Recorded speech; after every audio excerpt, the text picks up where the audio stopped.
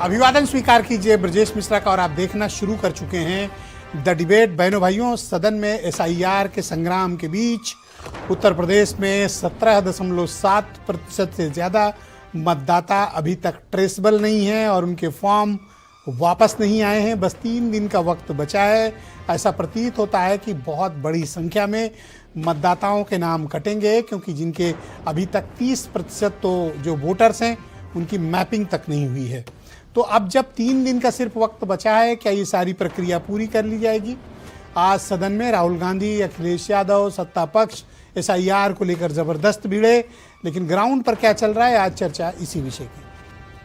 बहनों भाइयों, 11 तारीख की डेट अब नज़दीक आ रही। पहले 4 दिसंबर तक एसआईआर की प्रक्रिया उत्तर प्रदेश में पूर्ण होनी थी, अब 11 तारीख तक होनी है।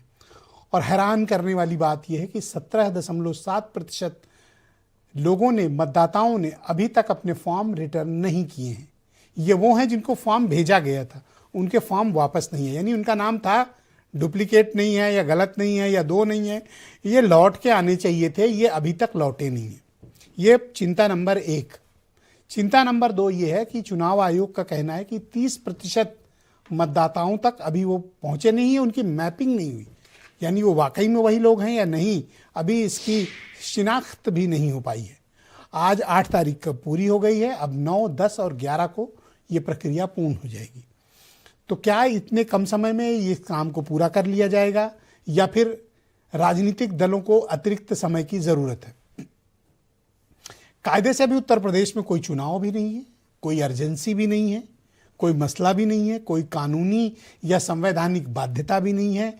लिहाजा एक वोटर को अब पूरे अधिकार मिलने चाहिए और समय की अगर आवश्यकता पड़े तो उसे बढ़ाया भी जाना चाहिए।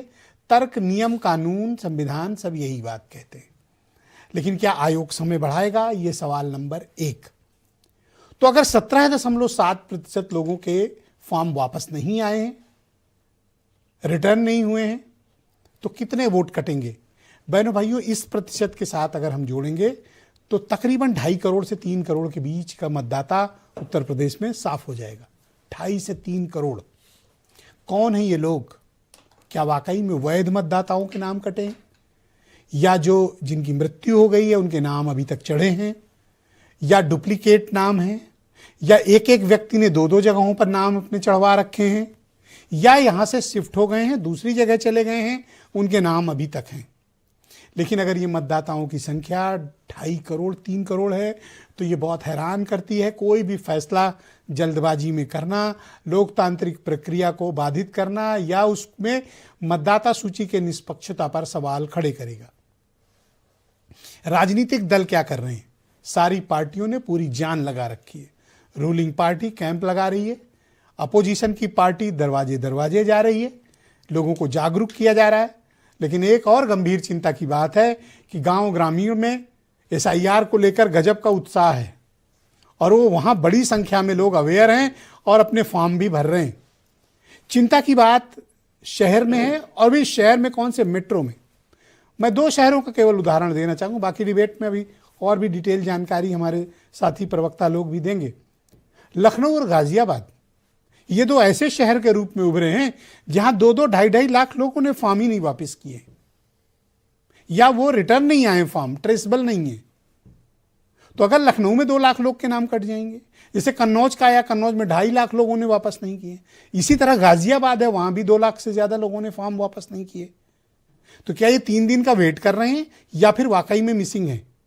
अभी तक का डेटा में 17.7% है, तो ये एक चिंता प्रकट करता है।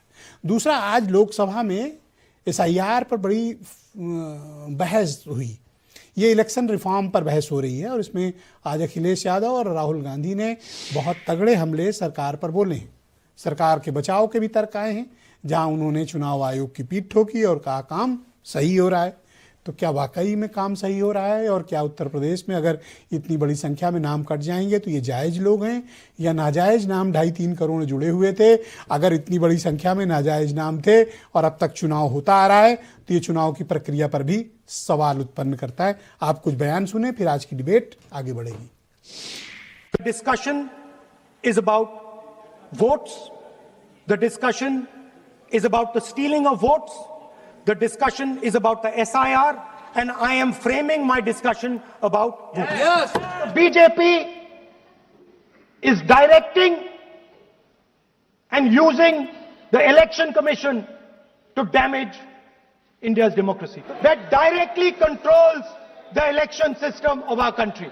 The election commission. अब सुनने में आ रहा है यूपी में आधार ही को स्वीकार मान ही नहीं रहे हैं उसको।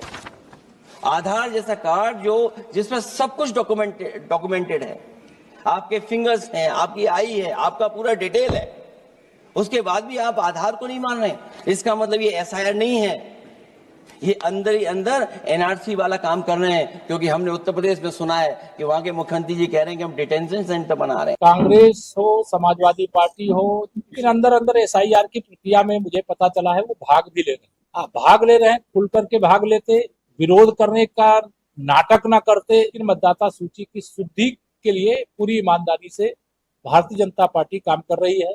संगठन गढ़े चलो, सुपंथ पर बढ़े चलो, भला हो जिसमें देश का, मजबूत हो जिससे लोकतंत्र, शुद्ध हो जिससे मतदाता सूची, वह काम सब किए चलो। तो बहनों भाइयों, आज की इस डिबेट को आगे बढ़ाएंगे डॉक्टर समीर सिंह, उत्तर प्रदेश में भारतीय जनता पार्टी के प्रवक्ता हैं, उदयवीर सिंह समाजवादी पार्टी के प्रवक्ता, मनीष सिंधवी उत्तर प्रदेश में कांग्रेस कमेटी के प्रवक्ता, अनिल दुबे राष्ट्रीय महासचिव हैं राष्ट्रीय लोकदल के, ब्रजेश शुक्ला बहुत ही जाने माने पत्रकार, और वीरेंद्र सिंह जी हमारे स्टेट हेड। आप सभी का स्वागत और धन्यवाद। डॉक्टर समीर सिंह जी,